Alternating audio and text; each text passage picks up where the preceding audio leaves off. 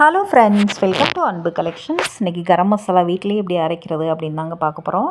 இதுக்கு என்னென்ன தேவை அப்படின்னா, ஒரு ஸ்பூன் கிராம்பு, ஒரு 2 பட்டை, சொருள் பட்டை போட்டாலும் சரி, இந்த மாதிரி நார்மல் பட்டையை உடச்சி போட்டுக்கிட்டாலும் சரி, ஒரு ஸ்பூன் ஏலக்காய், ஒரு ஸ்பூன் நட்சத்திர சோம்பு,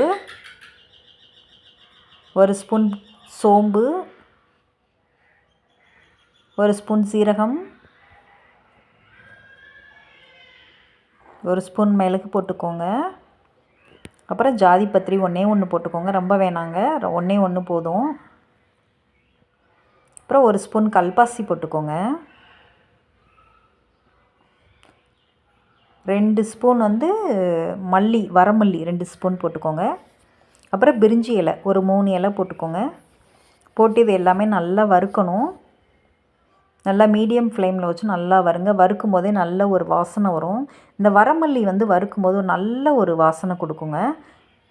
அதுவும் சேர்த்துருக்கோம், மற்ற எல்லா மசாலாமே சேர்த்து நல்ல ஒரு வாசனை வர வரையும் வறுத்துட்டு நல்லா ஆற வச்சு மிக்ஸி ஜாரில் போட்டு பொடி பண்ணிடுங்க. வீடியோ பிடிச்சா லைக் பண்ணுங்கள், ஷேர் பண்ணுங்கள், சப்ஸ்கிரைப் பண்ணுங்கள். தேங்க்யூ. நீங்களும் ட்ரை பண்ணுங்கள்.